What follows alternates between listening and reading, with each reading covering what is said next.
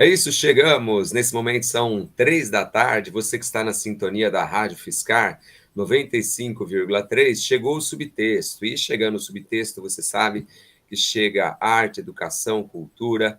Passam por aqui entrevistados nas áreas de literatura, de música, agentes culturais, ou seja, na próxima meia hora, eu, Glauco Keller, vou bater um papo com um entrevistado super legal. Aproveito para convidar você que está ouvindo a gente na sintonia da rádio UFSCar, para você vir para o YouTube, se inscreva no canal Glauco Keller e lá você pode acompanhar essa entrevista em áudio e também em vídeo, além de semanalmente uma dica de livro super especial para você.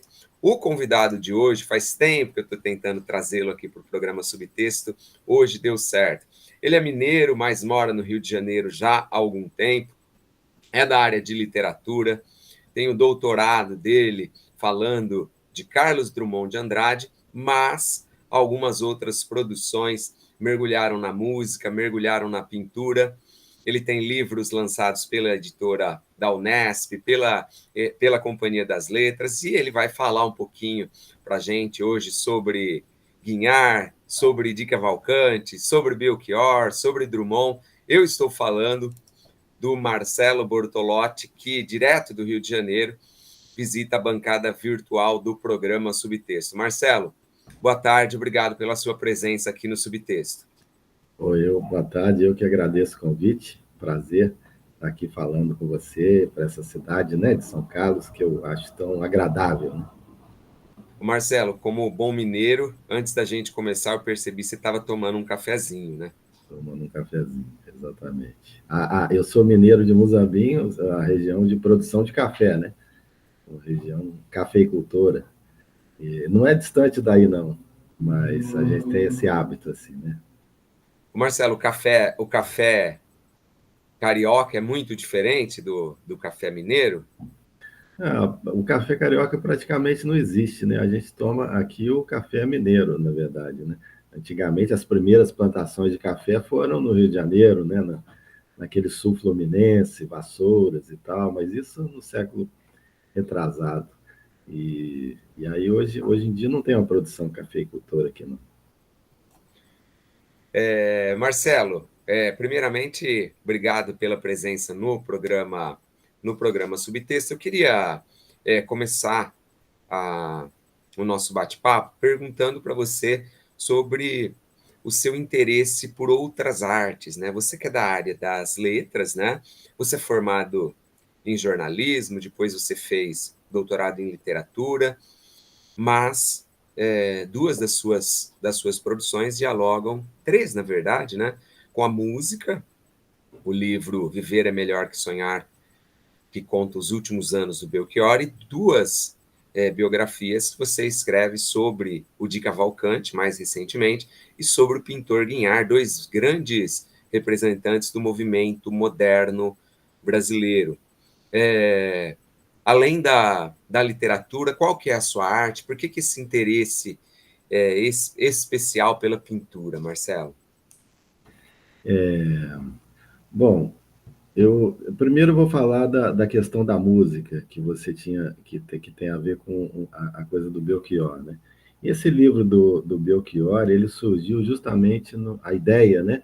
Numa aula, numa disciplina do doutorado em literatura que eu estava fazendo e encontrei uma colega jornalista lá, e a gente decidiu fazer juntos esse livro, porque essa disciplina era o estudo da música é, dentro da cadeia da literatura, né? Então, esse, vamos dizer, esse trânsito entre a música e a literatura, né, no meio acadêmico, tem ficado cada vez mais comum, né? Essa disciplina que a gente fazia era sobre a análise das letras musicais, né? E assim a produção poética, mas observando, né, a produção da música, né? Quer dizer, uma análise do conteúdo daquelas canções, né? E aí, dentro disso, você vê que o Belchior é um sujeito muito literário, né? Muito literato, assim, um grande conhecedor da literatura, que dialoga o tempo todo, né, com com livros, com poetas, né, nas suas canções, são letras assim de grande qualidade, assim, literária também, né? Então, nos atraía muito esse aspecto dele, que embora sendo músico, ele também conversava com a literatura, né? O Belchior, ele produzia um disco inteiro musicando poemas do Drummond, né? Assim, gostava muito também da literatura, né? Então, eu acho que esse é um dos aspectos que mais me interessa dentro da obra do Belchior, né? Agora, você fala com relação à pintura, né? É, eu fiz o meu mestrado em artes, né? Antes desse doutorado em literatura. E, e é um campo também muito interessante, porque, embora muita gente se diga ou se afaste da pintura por achar que é um universo que é só para especialistas, que é só para conhecedores, né? Eu acho que o universo da pintura também ele é aberto a qualquer um, basta você olhar com atenção, né? Assim, ter essa paciência e abertura para olhar as coisas com atenção e, e a mensagem, né? A poesia daquela obra, ela está aberta a todo mundo, né? Eu fico pensando, por exemplo, no Guignard, né? Que é um pintor muito fácil assim de se gostar, porque você bate o olho num quadro dele, é um quadro bonito, assim, um quadro que enche os olhos, né? Você não precisa de ter um conhecimento da história da arte para você se encantar com aquela beleza, né? E eu acho que esse, por ser um campo assim, que de um lado as pessoas ficam com medo por não terem conhecimento da história da arte, e por outro, você tem um mercado de arte que domina as obras, assim, porque se apropria no sentido de que a obra é um ativo financeiro, é uma coisa assim, né, de especulação de capital, então essas obras muitas vezes não estão no museu, elas estão em coleções privadas, né? E são coisas que afastam a produção da pintura do público. No entanto, é um campo de expressão poética que é muito assim legítimo e o brasileiro precisa estar mais, vamos dizer, conectado com esse tipo de produção, né? Assim, é uma injustiça que um Guignard, ou mesmo que um Di Cavalcanti seja assim tão pouco conhecido pelo público, né? Seja porque o público não tem acesso à obra deles, seja porque o público tem medo ou tem algum tipo de receio, né? De parar diante de um quadro e não entendê-lo, por exemplo, né? E acho que é necessário um trabalho assim, né? De maior divulgação, de maior popularização, né? Porque a música ela está aí nos rádios, né? Ela está tocando, todo mundo ouve, né? Mas a pintura acaba restrita ao universo. No entanto, são artistas de grande qualidade que o Brasil tem e que mereciam ser mais conhecidos, né? Então, eu acho que o interesse é mais ou menos por aí. Esse é o programa Subtexto, eu sou o Glauco Keller e aqui na sintonia da 95,3 da Rádio Fiscar, você escuta diferente, você lê diferente, chegam letras, chegam cores, pinturas até você.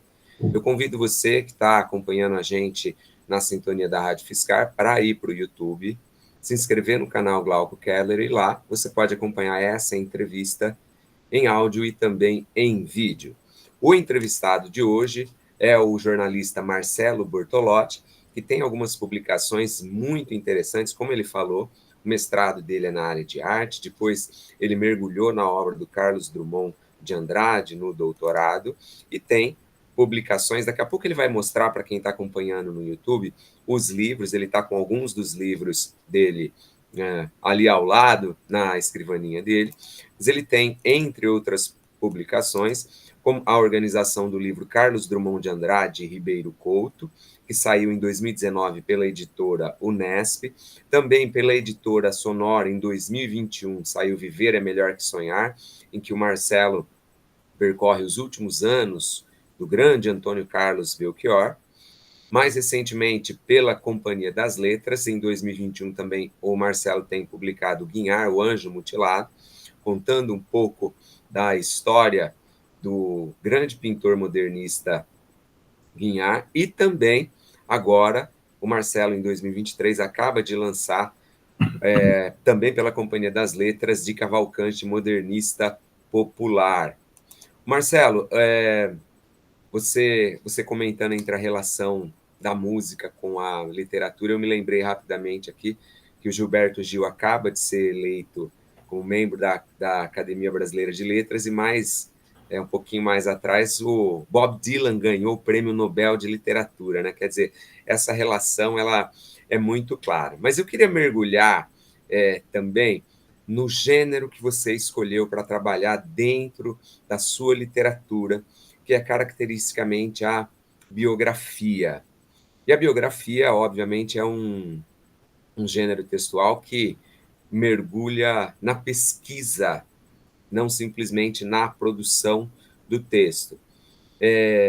Por que você escolheu a biografia, o seu interesse pela biografia, e que dificuldades você acha que um biógrafo, de maneira geral, encontra antes da produção textual, na pesquisa em si? Bom, eu escolhi a biografia porque eu venho do jornalismo, né? Eu acho que são, vamos dizer, atividades um pouco afins, assim, né? A biografia pode ser considerada inicialmente um certo mergulho, uma reportagem mais aprofundada sobre determinada personagem, né? E o que é, de fato, mais difícil nesse processo é que ele leva muito tempo. Ele leva muito tempo e é necessário você se fixar, às vezes, 2, 3 anos, né, numa pesquisa, se remunerar para isso, que é uma coisa dificílima, né? E ter essa persistência e, ao mesmo tempo, paciência, ao mesmo tempo, paixão para, nesse mundo cheio de estímulos, você continuar numa pesquisa assim, né? Que é uma pesquisa de dia a dia, né? De um tema único, que, embora seja um tema único, também é um universo, né? Você está pesquisando um personagem, mas também é um universo em que ele viveu. E aí isso, vamos dizer que amplia o leque da sua apuração. Mas, de qualquer jeito, é uma linha única de apuração. Então, é necessário ter essa tranquilidade, assim, para não deixar se perder, né? A gente está sempre nesse dia a dia contemporâneo, sucedendo atividades, né? Estímulos para todos os lados, querendo fazer outras coisas, né? Você passa 2, 3 anos sem poder dar uma notícia diferente para os seus amigos, para os seus pais, né? Seu pai está sempre perguntando, e aí, acabou? Acabou, né? É assim, esse tipo de pressão, né? Porque é um trabalho que exige tempo, né? É um trabalho, talvez, né, de uma outra época, né? Que as pessoas se dedicavam mais tempo a determinado tipo de atividade. Então, antes de escrever, eu acho que essa é o desafio, né? É não se perder, né? Já vi muitas pessoas se perderem nesse processo de apuração da biografia, porque de repente se cansa do personagem, ou se cansa do trabalho, vai fazer outra coisa, e quando volta já está um pouco perdido, e aí o trabalho fica inconcluso, né? E a outra coisa é essa dificuldade mesmo, assim, concreta, material, de você ter um financiamento para fazer uma pesquisa de 3 anos. Né? Em geral, muitas vezes você precisa, vamos dizer, conciliar com outro trabalho, que prejudica muito, né, o processo da pesquisa. Então, essa é uma dificuldade. Marcelo, no caso do Viver é Melhor que Sonhar, em que você percorre os últimos anos, os tão famosos anos do Belchior, né, de afastamento do público, da mídia, você esteve no Uruguai para acompanhar os passos do Belchior? Tem alguma história assim que o fã do Belchior, nosso ouvinte, gostaria de conhecer, assim, curiosa, que você traz no livro e também que você vivenciou? Esse livro foi feito em parceria, né? Eu e a Cris Fuscaldo, que é uma outra jornalista, fomos lá para o sul atrás do personagem. Tínhamos a ideia inicial de fazer um livro quando ele estava vivo, né? Para tentar localizá-lo, encontrá-lo, entrevistá-lo, mas nesse processo ele faleceu e a gente decidiu manter o projeto mesmo assim e fomos aonde ele tinha deixado rastros, né? E assim, rastros que indicavam uma certa, vamos dizer assim, um certo desnorteamento, um certo perda de, certo uma trajetória errática, assim, né? Eu me lembro de um hotel que a gente foi e a mala do Belchior estava lá e assim, num porão, sabe? Um porão de hotel, era um saco preto, cheio de papéis, cheio de roupas, tudo misturado, assim, né? E aquele material tinha sido deixado para trás por ele e pela companheira na época, né? E aquilo indicava assim de um lado talvez assim um despojamento de tudo, né? Porque ele foi caminhando para a frente sem se preocupar em guardar as coisas, né? E de outro talvez uma perda de rumo, assim, né? Sem saber muito bem para onde estava indo, né? Então, esse tipo de evidência que foi ficando para trás, a gente foi coletando, né? Os papéis, as pessoas, né? As relações, e isso foi demonstrando, né? Essas duas coisas que havia na trajetória dele, né? De um lado, como eu falei, o despojamento total, uma vontade de libertação completa, né? De tudo aquilo que ele era e de tudo aquilo que ele estava vivendo. E de outro também uma falta de um rumo específico para onde eu quero ir, né? Como se fosse, como se estivesse um pouco perdido naquele caminho, assim, né? De uma forma foi tocante, né? Conhecer as pessoas que conviveram com ele e assim a figura pessoal, né, dele como um ser humano atento aos outros, um ser humano que era, embora fosse um artista, não era, vamos dizer, não era um homem tão vaidoso assim, né, ou que se colocava hierarquicamente, né, em outro plano. Era uma pessoa muito assim afável, né, de assim todos eles ficaram encantados, né, com esse convívio com o Belchior, né?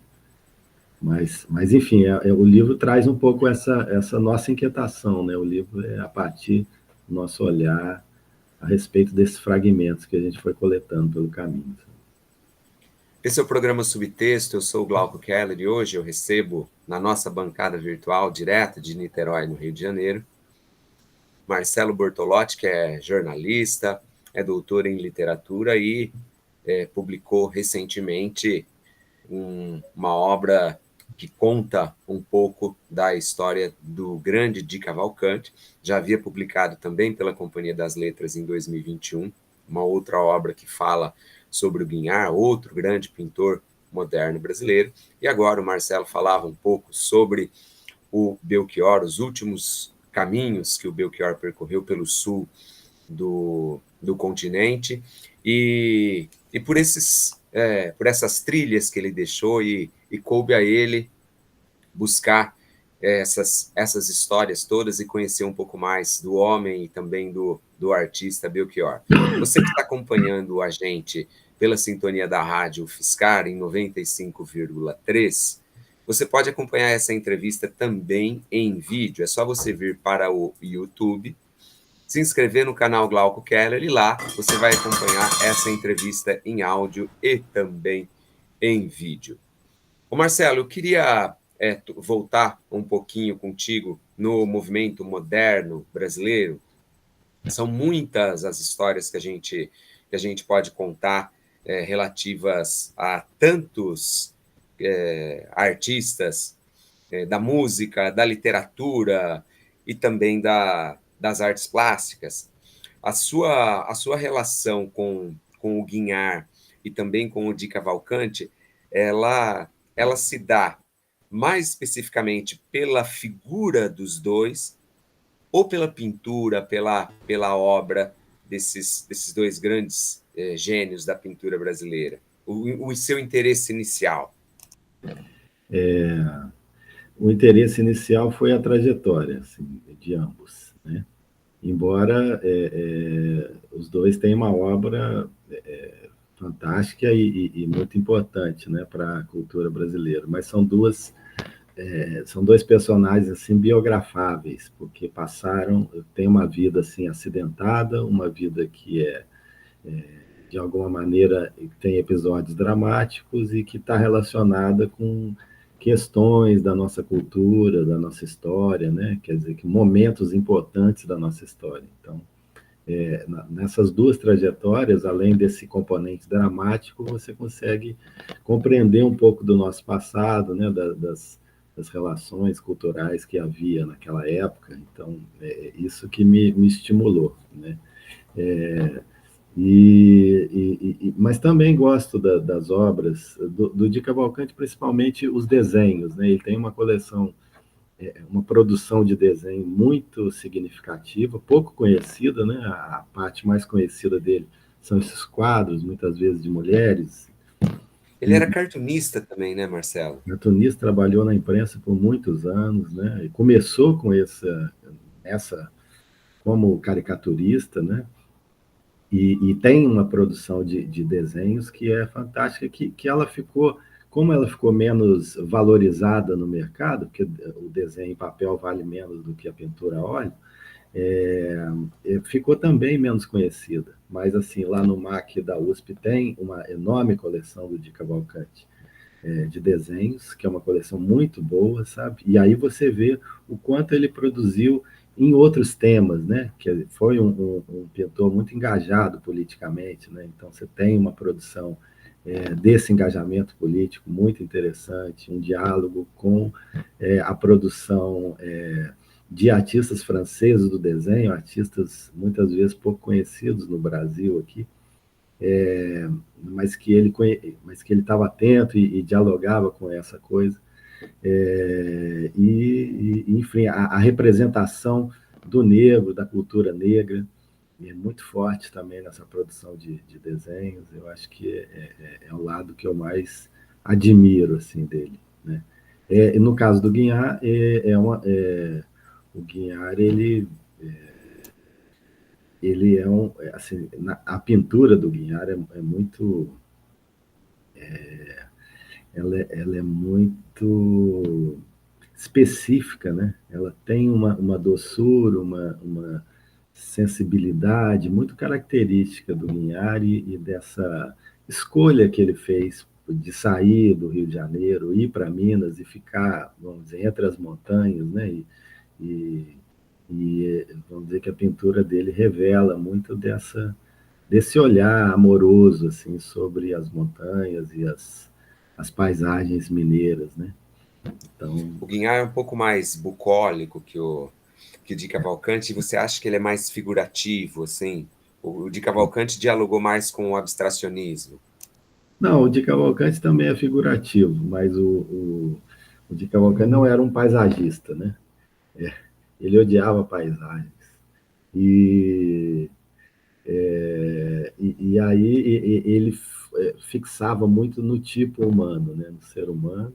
Em algum momento como isso ficou mais valorizado na mulher, né? Porque o Di Cavalcanti começou a produção dele, moderna, a partir de uma premissa que estava sendo muito valorizada nos anos 30, né? Que era o interesse pela especificidade brasileira, que era a miscigenação, né? O negro e o mestiço, né? E a mulher mestiça. Então, esses eram elementos que distinguiam o Brasil diante de outras culturas, sobretudo europeia, né? Então, foi o elemento que esses pintores começaram a valorizar na sua obra, e o Di Cavalcanti foi nesse caminho, né?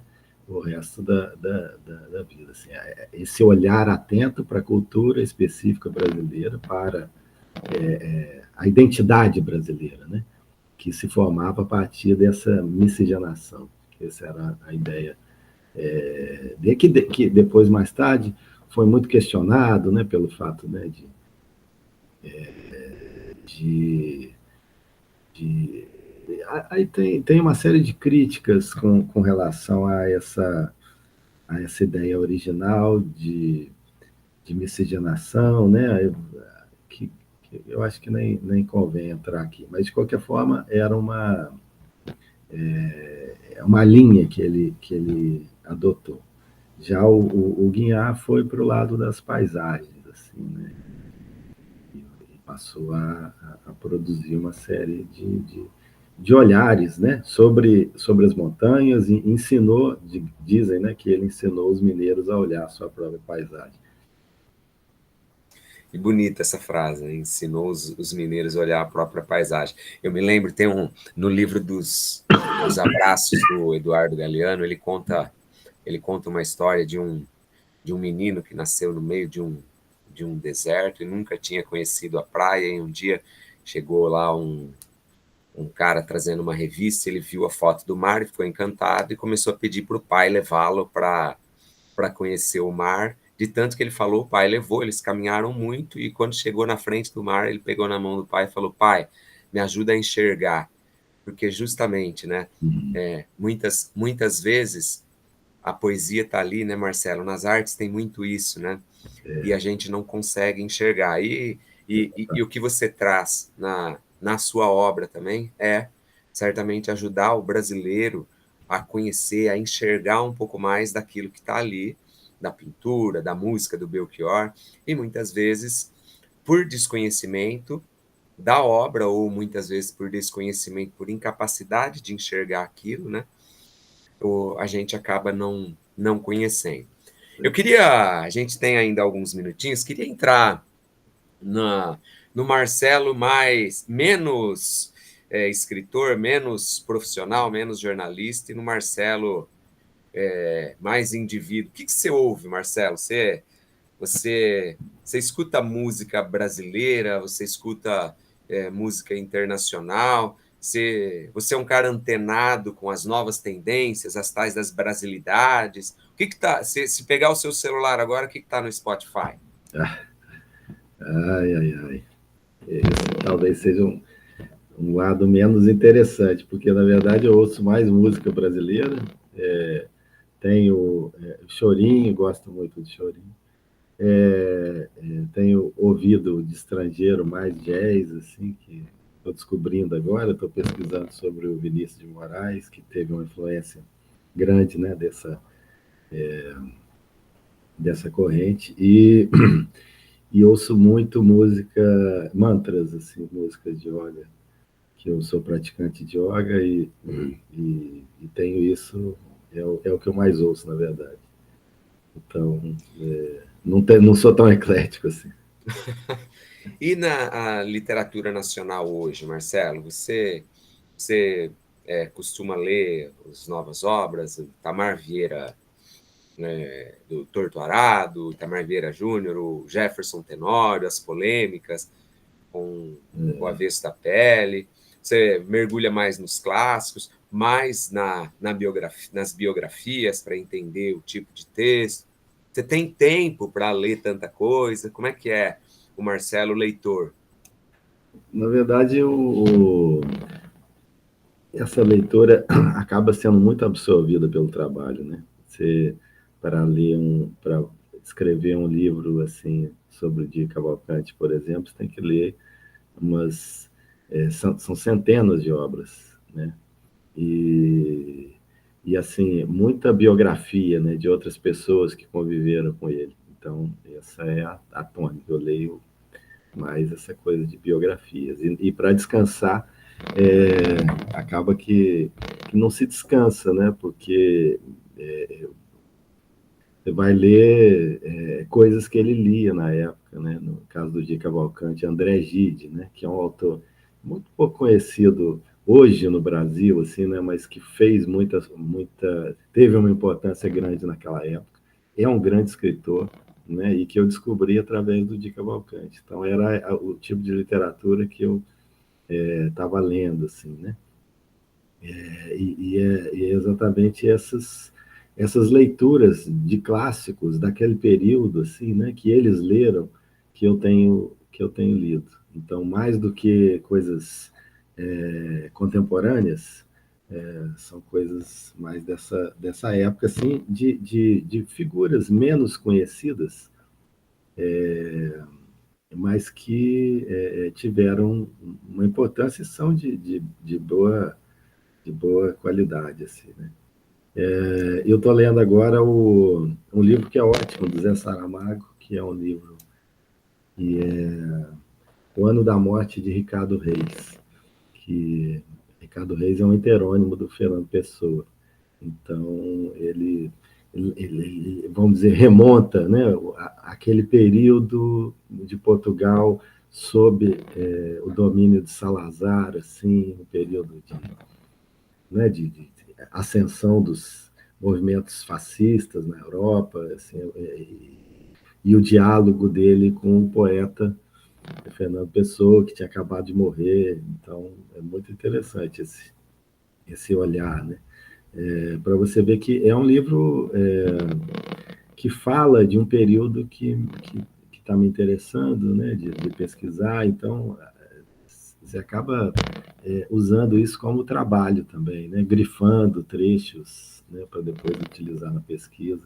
Você vê que uma pesquisa dessa ela não te deixa nem muito espaço, né? Porque para olhar para outros lugares, que você acaba se apaixonando por aquele período, por aquele momento, né? E interessado nas coisas que estavam acontecendo ali, e até para descansar nessa literatura de descanso, né, para você ler de noite antes de dormir, você acaba lendo coisas que estão relacionadas com esse tema. Né?